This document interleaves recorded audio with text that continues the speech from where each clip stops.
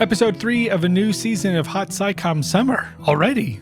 Where does the time go? As you may know by now, this is a special series of conversations I've had with excellent science communicators about their stories and how they do what they do. Today, I'm excited to share my conversation with Sam Jones. I actually don't remember where I first came across Sam and her work, but it's been a couple years and I've admired her as a Ph.D. turned scrappy science communicator. She finished her Ph.D. in Biomedical Science in 2018, but has been hard at work conveying all sorts of science stories using all sorts of media. I thought she would have some great insight for academic scientists who want to dive more into public engagement. She's currently the executive producer and co-host of a great podcast called Tiny Matters, sponsored by the American Chemical Society, and she's also the current president of the DC Science Writers Association. In addition to all of this, she's written for outlets such as the New York Times, the Washington Post, and Scientific American, and she's made YouTube videos for a channel run by the American Chemical Society and PBS. Between writing, video producing, and podcasting, I would say she's doing the work. And I wanted to know more about how she got into all this and what she's learned about doing it well.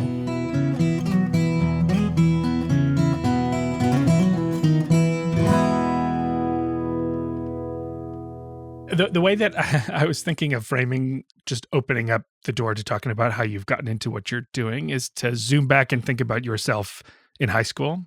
And I'm curious if the person you were then would be surprised by what you're doing now, or if you would go, oh yeah, no, that checks out. That seems about right.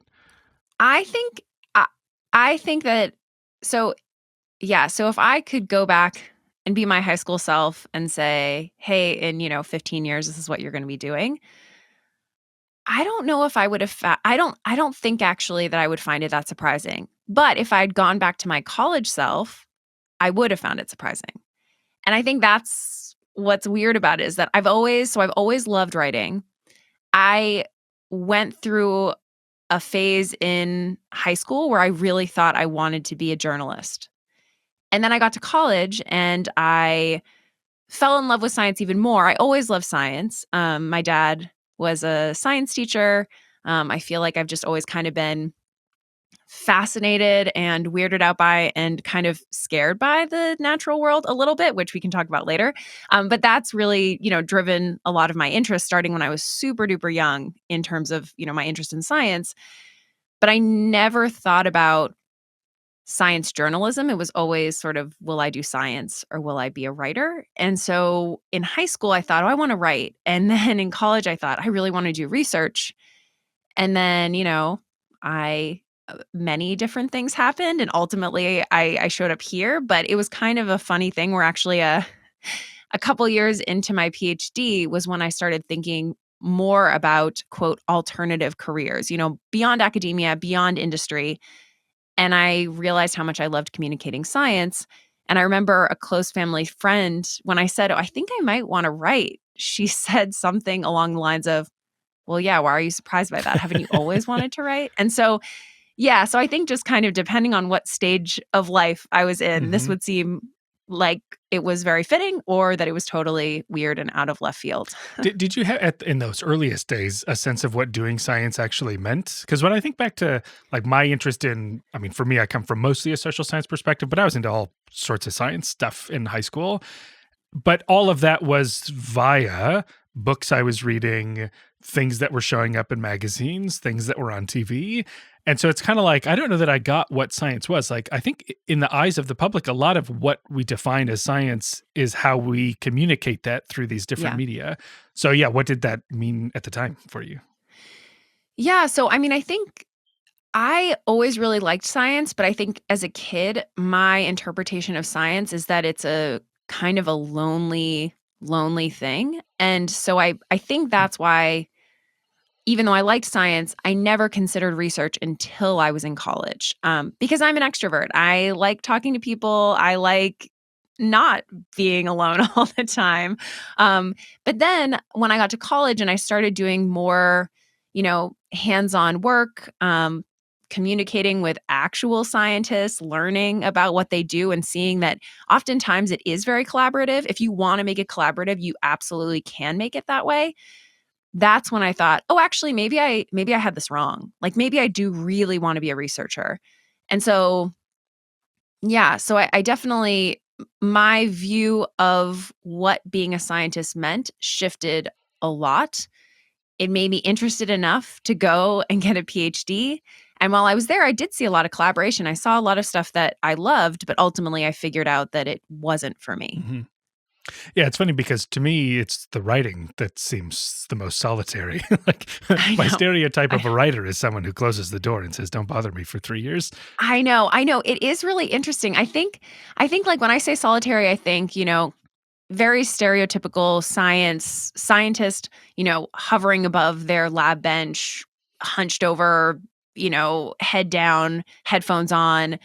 And I guess, like, I'm hunched over a computer, head down, headphones on a lot of times. But I do think that there's something about, for me, so much of what I do as a writer is talk to people. Like, I think for me, the writing portion is actually far less of my time than the, contacting people, asking them about what they do, going through research. Yeah, I think that there is a lot of alone time, but it's alone time in a different way. I don't know. It's there's opportunity for alone time and for more collaborative, social time in both writing and in science. And I think I probably, when I was younger, saw journalism as something that was more interactive than it actually is, and I saw science as something that is far less interactive than it actually is. So I think we have a I think we just kind of, there are a lot of assumptions made about pretty much every career, I think, and I made a lot of assumptions about both of them and then ultimately found myself somewhere in between. Mhm. So, yeah. It's funny you say that how social your reporting style is, because that's a theme that I picked up too. Like, there's a world where a science writer is someone who says, "I am an expert in translation, and I will go read this research, and then I will tell the mortals what it means and how to interpret it." Whereas I got the sense that your like writing a lot was, I mean, I mean, let's say in the podcast, it's a lot of back and forth between Yeah, the tracking and the interviews. And then yeah. in your writing too, there's a lot of like, oh, you actually went out and it seems like you talked to these people, right? It's not Oh, like yeah. there's the tricky version where you just like pull quote from the press release, which I've seen people do. But it seems Oh, like yeah, you're no, no. actually You won't talking to catch the me people. doing that. Okay. You will not catch me doing that. I get all my own quotes. Uh-huh. Yeah. Is that like, was that an approach that you sort of came to as a natural way to do it? Or did it seem like, well, I guess, yeah, I have to report this story. So what are the essential elements? Well, I have to talk to the person who did the work. I have to read the original work. Like, how much of this is you finding a road to your approach versus this is actually more the norm that I'm giving it credit for? So, what's weird is this is a great question and it's kind of making me laugh because I don't quite know what the norm is. I think every writer has a slightly different approach that works for them, but also there could be a bunch of norms that I don't know about because I did not go to school for journalism. So I really just figured it out as I went, and I figured out what kind of works for me in terms of like, okay, this is the general story I want to tell. I mean, it's easier. So with something like Tiny Matters, which is the podcast that I exec produce, when I'm going after a story, a lot of times I go into it not knowing exactly what it's going to be, or not, sometimes not even having a general understanding of what it's going to be, because there's a topic, there's something that I think is so interesting and so complex, and I don't even know where to start. And so I am going into Hmm. interviews with scientists in that field, and I am just trying to figure out what they are excited Hmm. about, because I feel like that's often a good place to start with topics that are just so overwhelming that you don't know where to begin.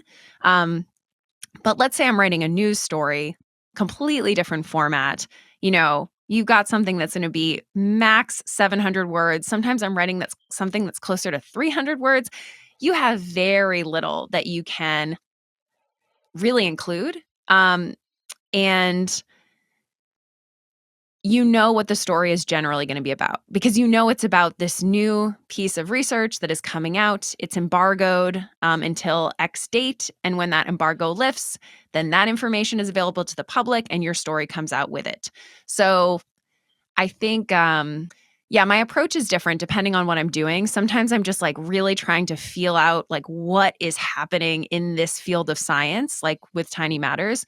But then, right, if I'm writing a news story, I go in and I like to ask, there's certain types of questions I always like to ask because I like to gather quotes that are not just sort of a regurgitation of things that I could read in the paper, right? Like, yeah, I can read this paper.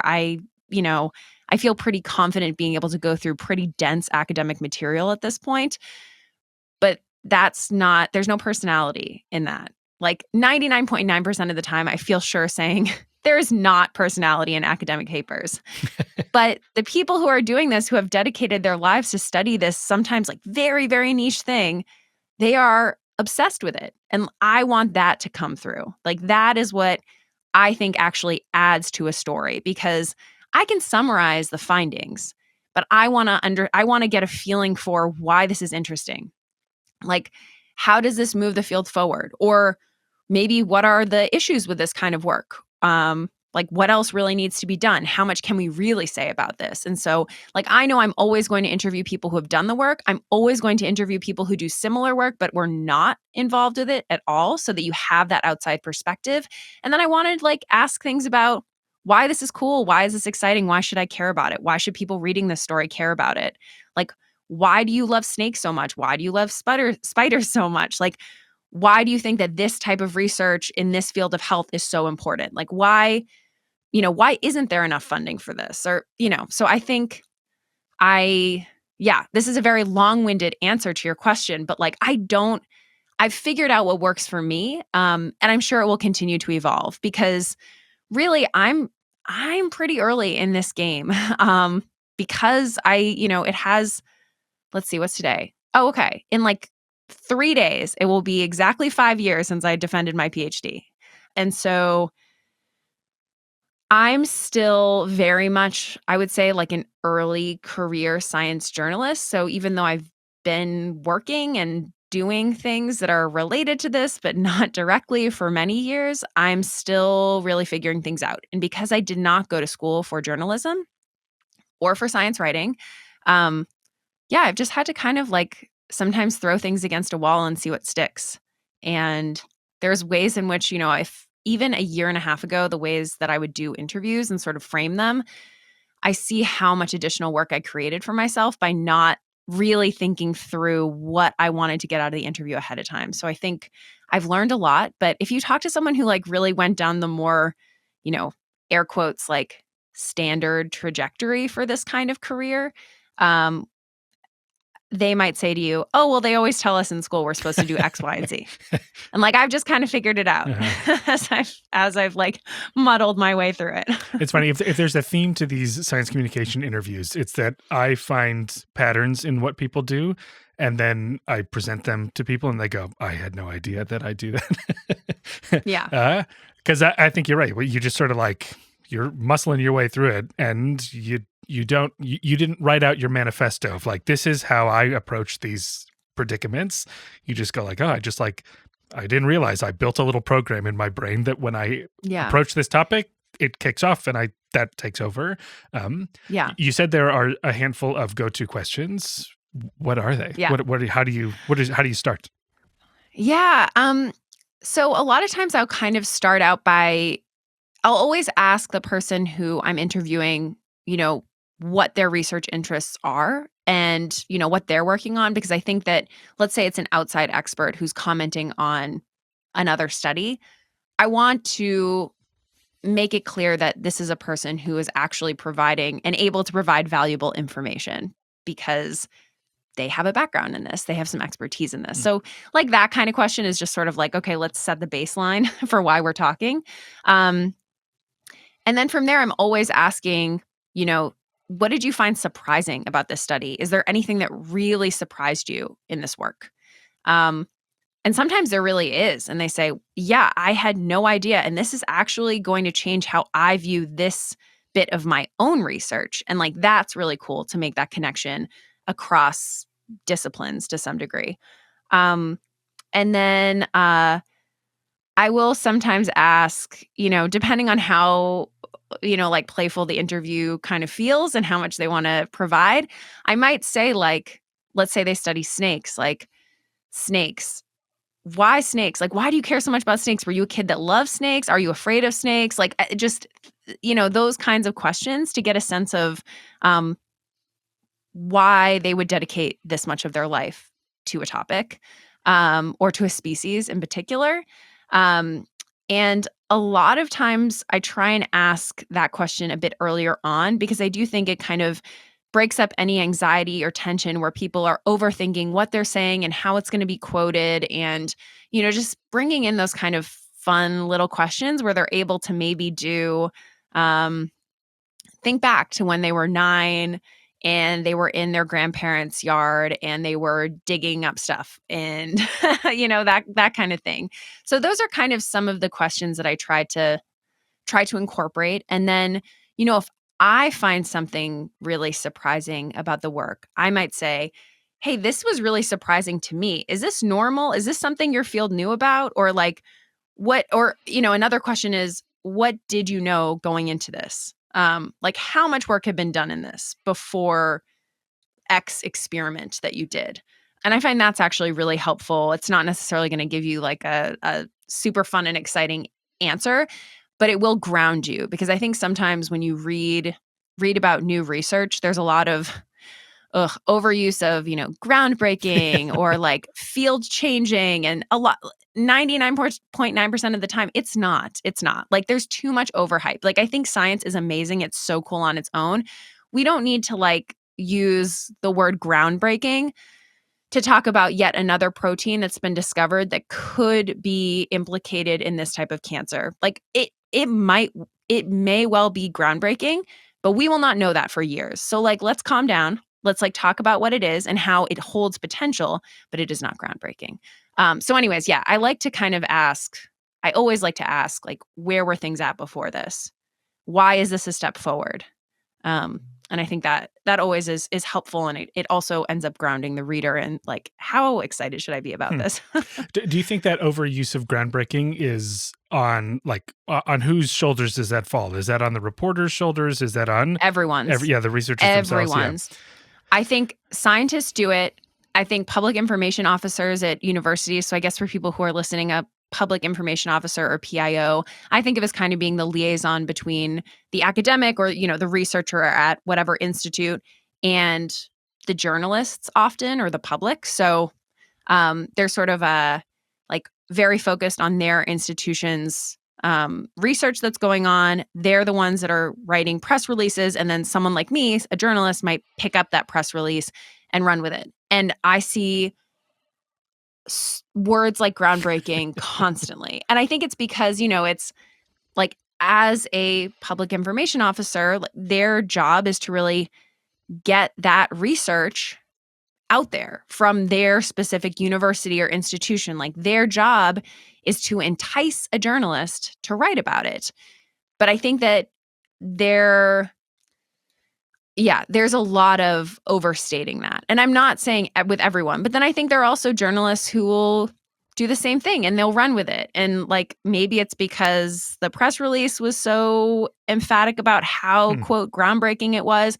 Maybe it's because they're reading it and they're also trying to get readers excited about the story. So I think it falls on everyone. I really do. And I think it all leads back to money because, as everything does, because, scientists in part are so excited about, excited about the work they do because they care about it. But then often I think they overstate its significance, in part because they need to get funding.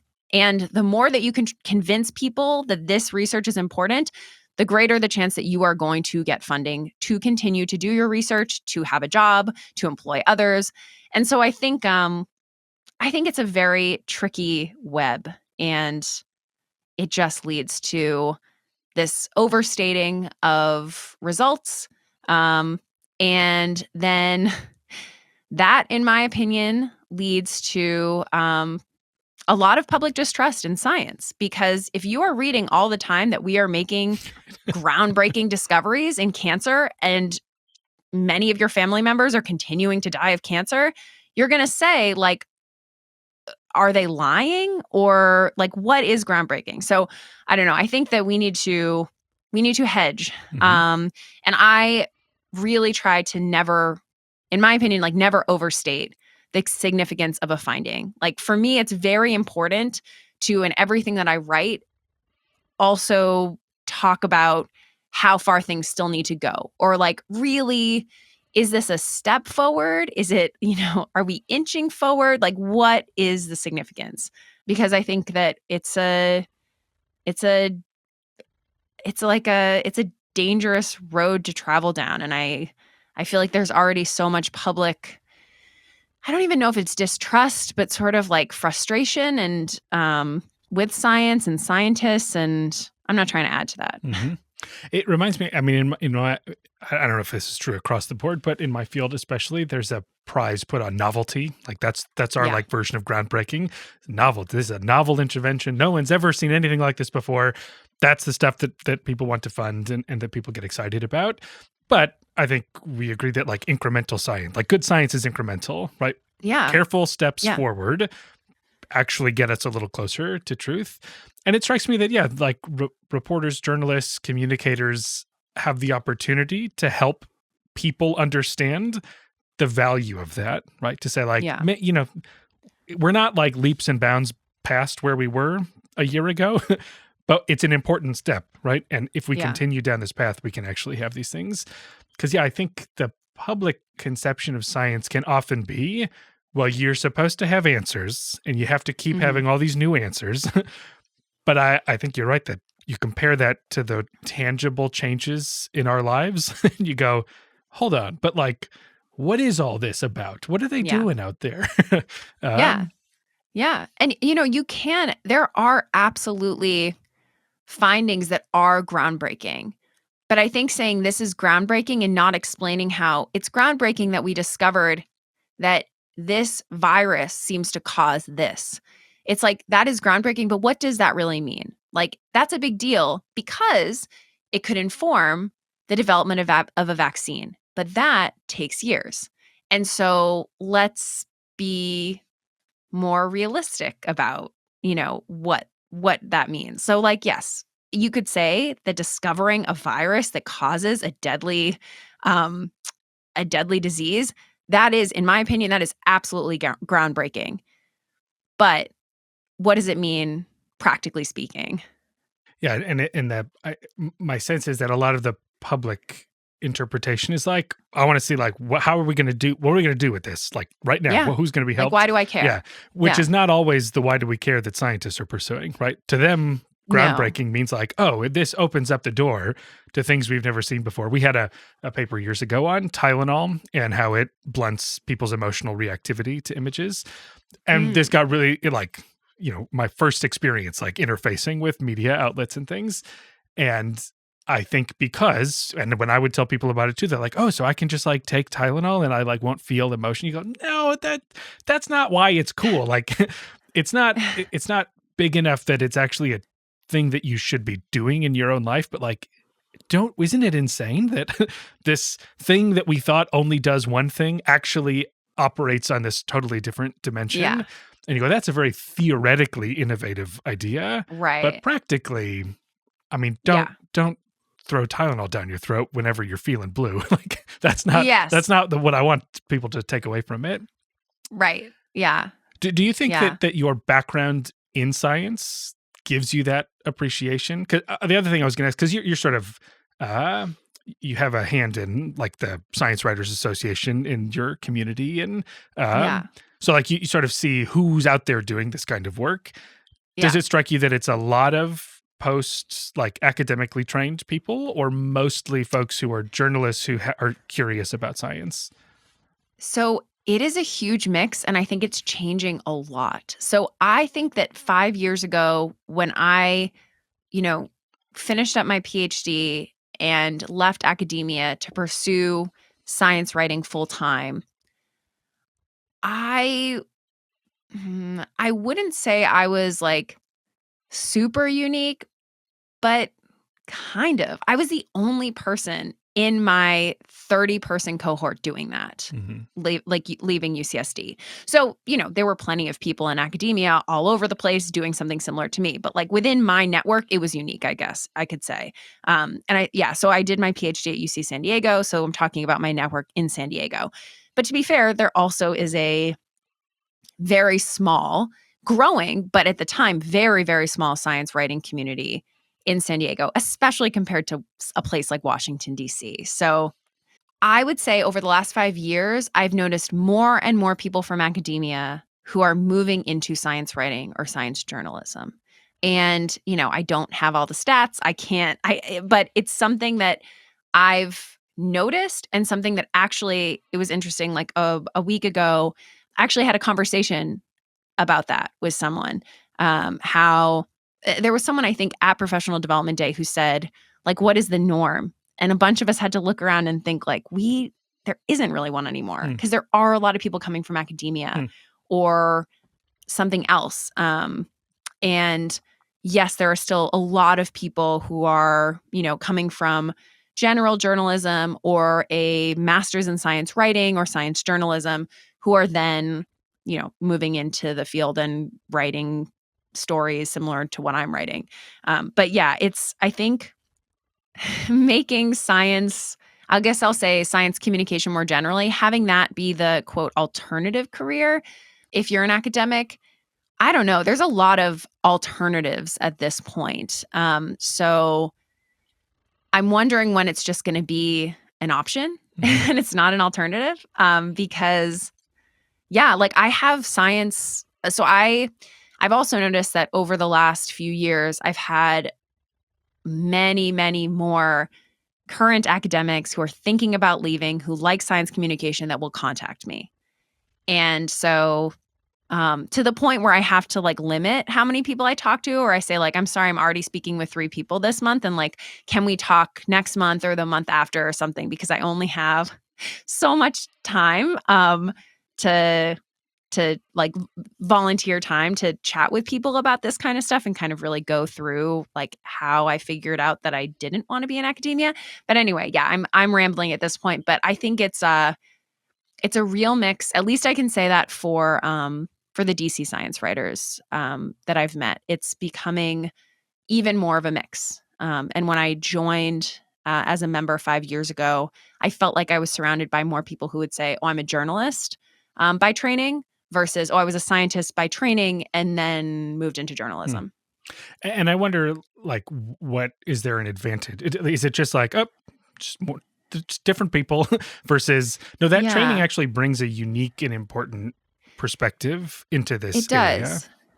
Yeah. I see the pros and cons. I think that sometimes I'll start with the cons first. As someone coming from an academic background, there's something really, really valuable about not maybe having an academic background because I think sometimes you ask the questions that a more Mm. general audience wants to know. Those come to you faster. I've learned how to do that, but it wouldn't be my initial set of questions. I guess if I could, rewind 3, 4 years, I was coming at it from an academic perspective and not a journalistic, more general layman perspective. And that was I think, a hindrance to my reporting at first. And I'd have to sometimes like write a story and then realize, oh, this is still too detailed, or like there's a bit of jargon here that I didn't even realize was jargon. And, those kinds of things where I had to really check myself. And then I'd have to like go back to the person I had interviewed and say, like, can I get 10 more minutes of your time? I need to ask you a Mm. few more questions. And people were great about it. It was fine. But that's something I had to learn. On the flip side, I think having a PhD, having an academic background, I have found that scientists are very willing to talk with me. I'm not saying that they're not willing to talk with journalists, but I've had many who have explicitly said, I don't usually talk to journalists, but I see you have a PhD Mm. and ask what it's in. And when I tell them, they're like, okay, we can talk. Um, and so that has been an advantage. Like that has been a very obvious advantage. Hmm. Um, I will say, I think being able to really dissect an academic paper, I think that's a huge advantage as well. Like I can, even if it's a field, like a lot of the stuff I'm writing about, I don't have a background in, but I know how to plow through a method section. I know how to look at a discussion and critique their, final conclusions, and I know how to spot BS, I think, a Mm. little bit better. Potentially. I don't know. And for people, I'm saying this kind of as like I'm in my first 5 years. I'm sure there are science journalists who are 10 years in, who don't have any academic training, who are going through academic papers just as fast as I am. So it's not like, some people are just great at that. But I will say that, like, I think starting off, that is less overwhelming to me because I have years of experience of having to do that for my job. And so I guess, like, if I were a science journalist without any sort of background in science, I would find an academic paper, at least the first few years that I was in that field, I would find that incredibly overwhelming, because I found that incredibly overwhelming like 8 years ago. And so, yeah, I think that that's something that I found. I will say also, I have never been as good at reading academic papers as I am now. When I was in grad school, Hmm. I was okay at it, but I think now it's like I know what to look for, and I know how to pretty quickly read an academic paper and pull the pertinent information from it. And I wish that I could have been this good at it when 7 or 8 years ago, when I was like at the peak of grad school frustration. So yeah, I've really, like, I feel like I understand so much more, because I've been forced to figure it out and to ask a lot of questions when I don't understand it. A lot of questions of the researchers who did the work when I don't understand it.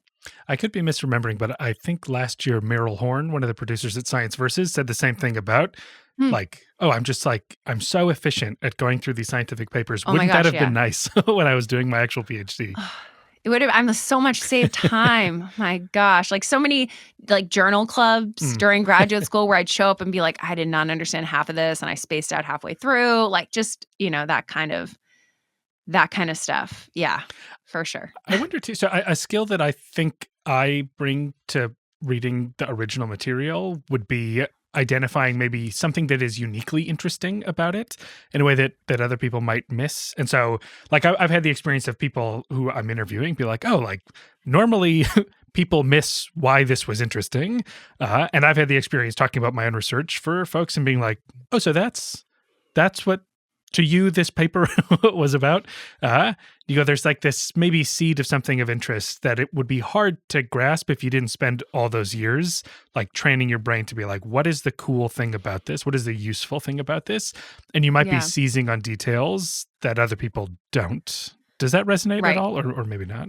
Yeah, I mean, I think, I don't know, it's hard, like, I feel like it makes me wanna talk with Right. other journalists who maybe have covered, a similar study, or if it's a news Mm-hmm. story, like, they've just covered it for a different outlet, to ask, "What did you find most striking when you read about this? Like, what was the thing that you really wanted to focus on?" Because I do notice that, like, I'll have a story, maybe I'll write a story, it'll come out in the New York Times, and then someone else, wrote about it for The Atlantic, and I read their story, and the big take home messages are the same, they're all there, but the way they got into the story is different, and maybe I've highlighted one thing they didn't, and they've highlighted one thing I haven't, and I'd want to know, like, why was that the thing that really stood out to you? It would be cool to process, to like do that systematically and Yeah. like, yeah, look Yeah. at what varies versus what is constant and like, yeah, Yeah. is it substantive or is it just aesthetic? Like, oh, I just framed it differently versus, oh no, you actually zeroed in on something that was substantively different here or there. Yeah. So one thing that's similar to this conversation that I was going to bring to you is the value and challenge of going from a hyper focused PhD perspective to an enormously generalized science reporting perspective. So I looked at your Yeah. most recent stuff in the last month. The last 2 episodes of Tiny Matters were about computer chips and life beyond Earth, and the last 2, I think, written pieces that you had were about perceived fatigue for the Washington Post, and locust pheromones for New Scientist. Yeah. And to me, those are 4 absolutely different, like, just I would Yeah. never put them in the same box together. No. And No. yet you've had to have some authoritative voice about all 4 of them. So what are the like, in what ways is that helpful to you? Because I could imagine that you sort of bring, like you said, the perspective of someone who's completely brand new to each of those things, Yeah. versus in what ways is that challenging to constantly having to start from zero on a topic? Yeah. Yeah.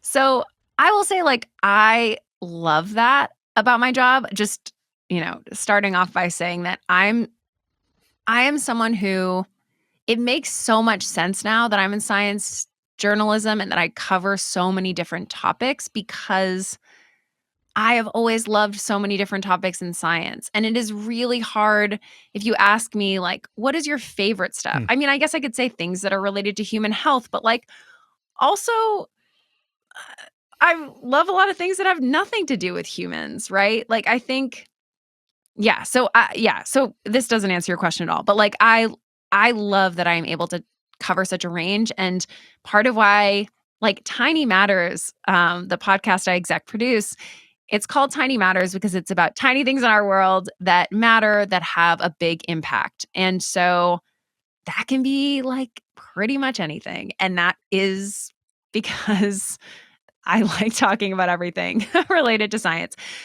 So yeah, so I will say the tricky part is well, or what you said about you know, because I'm not an expert in all of these things, it does allow me to have sort of a fresh perspective, a layman's perspective, to ask some of those questions that people out there might want to know about a topic like locust pheromones, or what does it mean for someone to be physically fatigued versus to perceive how fatigued they feel. Like that, I don't have background in either of those things. So I would say from an advantageous standpoint, I'm able to ask questions that, yeah, that the general public might want to know. I think switching between topics, although, like I mentioned, it's very fun because I do love so many different topics in science. It's hard. Like sometimes just kind of like if I have, two episodes going for Tiny Matters on really different things, and then I also am throwing in some weird animal story on top of that, it can be tricky switching between them. Just kind of like every time you stop and move to the other thing, you have to kind of take a moment to like compose yourself, remind yourself of the things you already learned about that topic. Okay, where am I starting? What do I still need to get into? Who do I need to contact? So I think it's really an organizational issue. And I think I've always been someone who's quite organized, and I've learned how to be hyper organized. Because otherwise, I don't think that I could do the number of things that I'm doing, I guess, in such a range of topics. I think I would lose my mind. So so I've found ways where I really like I have certain things that I do to really stay organized. Like when I take on a topic, I'm like, okay, now this is the sequence of events that are going to get me to a final product, and like where am I at for each one. And I really try and sort of like block off time to work on that one thing. So if every day I was bopping around to 5 different things, I would get nothing done. And so really figuring out like, okay, how can I work my schedule so that I have this uninterrupted focus time on this topic before I switch over. And so I think I've had to learn how to do that best. And it's not only topic switching too, it's modality switching. So the other Oh, it's thing really different. is Yeah. that, like, Sorry, I should say that too. Like sometimes I'll, if I'm writing like a quick script for like a TikTok or something. So that's something I've been starting to do a bit now. Not on my own TikTok, doing it for another hmm, TikTok. But like that's something where I have to like writing a 1-minute TikTok versus a 4,500 word podcast script versus a 300 to 700 word news story is so different. And then if you are writing a news story for different news outlets, there are different, just like essentially, there are different rules that each one had. Like, when you're referring to a scientist, is it in the past or is it in the present? And is this a publication that is also in the UK? Because you are going to spell flavor O-U-R, not O-R. Like just like little things or bigger things and sort of structural things. And what's the tone? Is it kind of silly? Or is this a really serious thing about human health? And, I think yeah, sorry, I'm getting off track, but like, yeah, there's a lot of stuff. You're right. It's not just a time organization thing. It's being able to switch between tone and cadence and a lot of other factors, I guess, in between those things. Is that something that you enjoy, or do you go, God, I Yeah. wish I could I wish I could just do one thing? No, no, I get bored really easily. I like it. I do. I mean, some days it's like depending on so I should say like my primary role like is as the executive producer of a podcast. So the other stuff I'm doing is as a freelancer, but my full-time position is as the executive producer of Tiny Matters. And so that is my priority.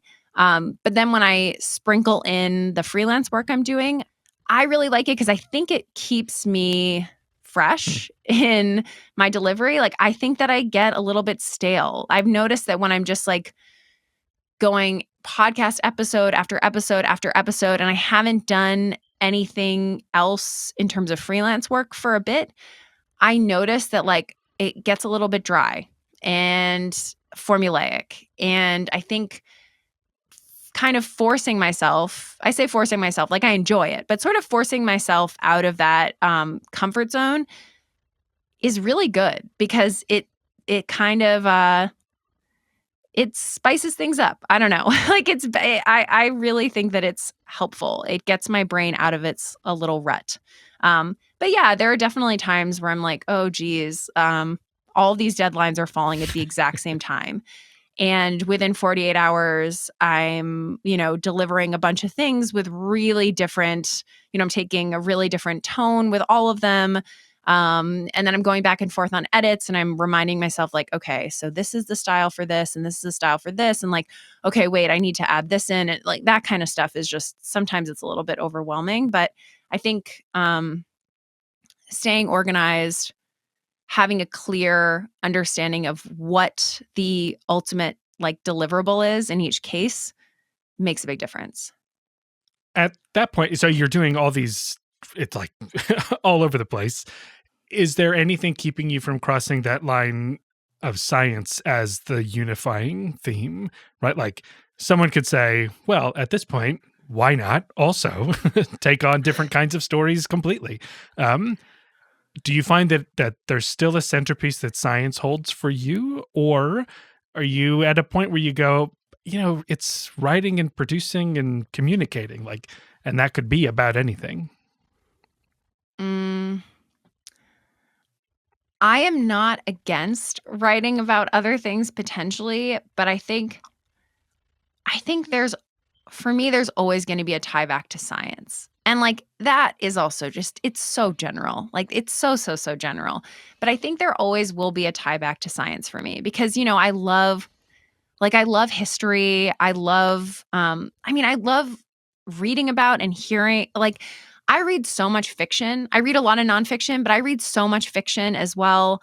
I also read or listen to, history podcasts, true crime stuff. Like, I listen to Hmm. everything and I read everything for the most part. So I think I'm just a curious person. But when it comes to really writing about things and putting in a lot of time, I think the things that I care about most are related to science. And so I think it'll always come back to that.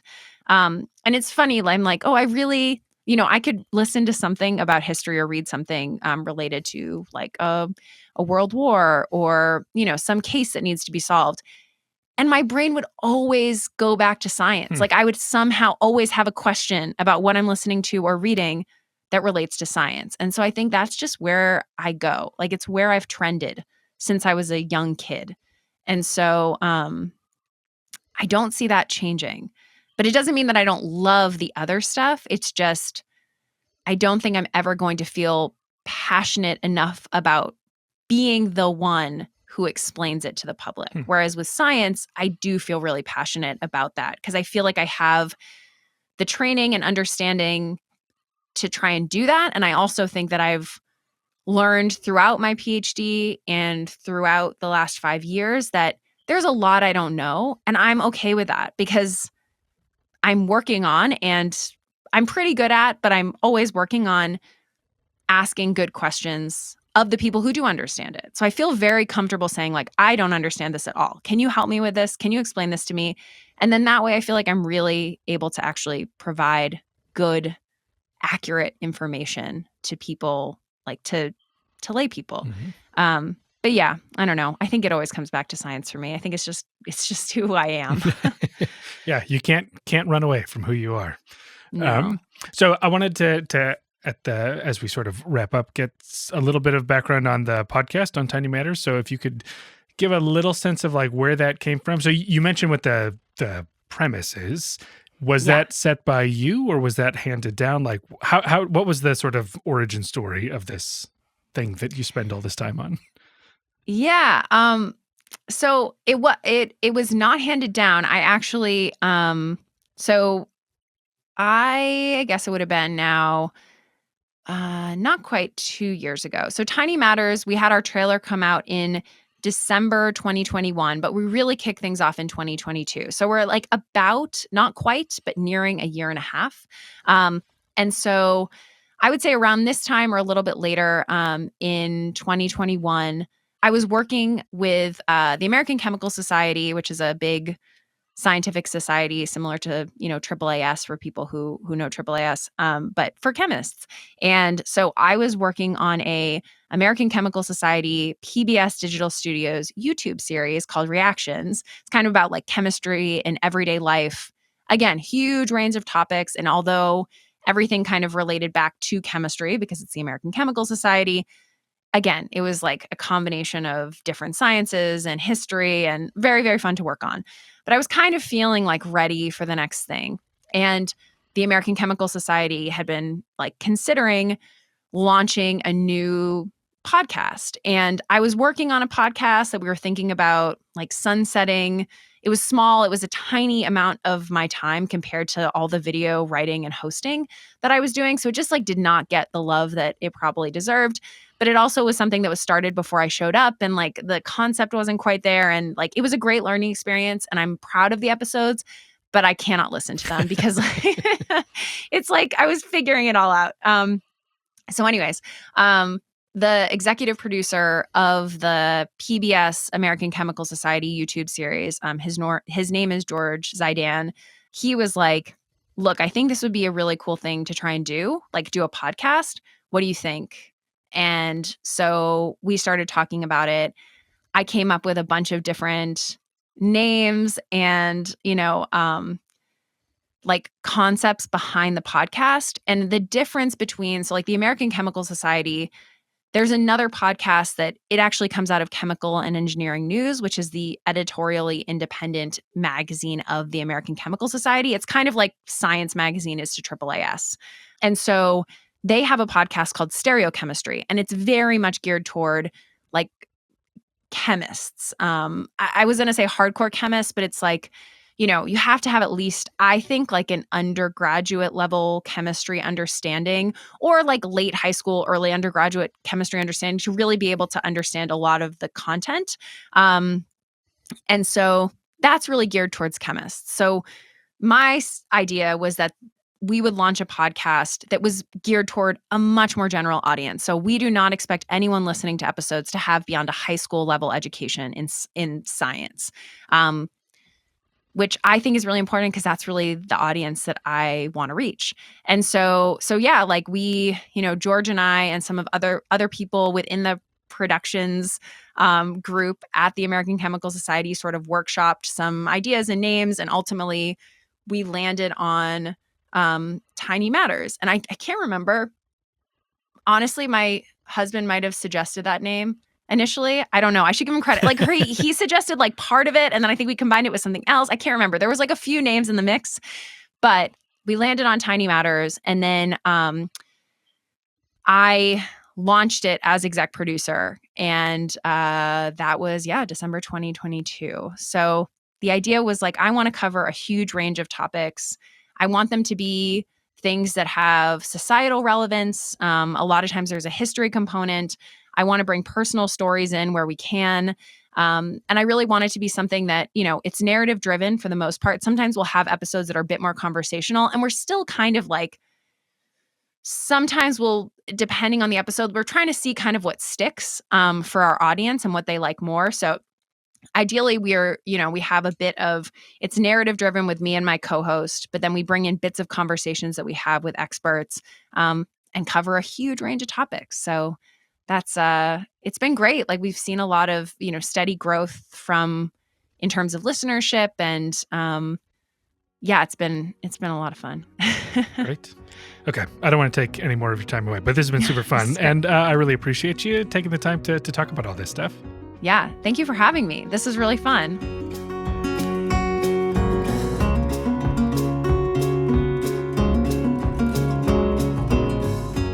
Thank you to Sam Jones for taking the time to talk about her story and what she's learned about science communication.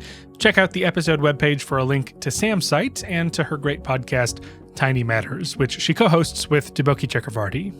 This series on science communication is a special presentation of my podcast, Opinion Science, a show about the science of our opinions, where they come from, and how they change. You can subscribe any old place where they have podcasts. Your Apples, your Spotifys, I think Opencasts is one of them. And be sure to check out opinionsciencepodcast.com for links and pictures and all sorts of things, including a way to kick a few bucks into the show's tip jar to help keep this operation rolling. And whoever you are, I hope you're enjoying this. I'd love for this summer series to reach folks with a keen interest in science communication. So please tell people about it. Post online, email a friend, tell your dog groomer, I don't know, anyone who would be interested in boosting their own communication skills, especially scientists who would like to reach beyond academia and journalists who are curious about science. Okie doke. Thank you so much for listening. Come back next week for more Hot SciComm Summer. I just read this story by Malcolm Gladwell about ketchup in the New Yorker. And I just felt like, I don't get, how do you approach a story like that? I had this idea that if I could just talk to Malcolm Gladwell about how he got the idea for that story, and then what was the first thing that he did, that I would understand how to do it all. It would solve all my problems. So I emailed him, and then to my surprise, he did write back, and he said, sure, he would talk with me about that story. And he told me about the origins of that story, and that conversation kind of extended from there to talking about the ins and outs of being a science writer and his experiences and how he finds stories and so on. It was great. And it just kind of left me with this feeling like I want to do more of this, I want to talk to more people about their stories. And it was only as we kind of got underway working on that we thought, maybe these are really interesting. Maybe some other people would want to read these interviews as well. Maybe we should put them on a website somewhere. I'm Siri Carpenter, and I'm a science journalist and editor, and I'm co-founder and editor-in-chief of the Open Notebook, which is a nonprofit organization that helps science journalists improve their skills.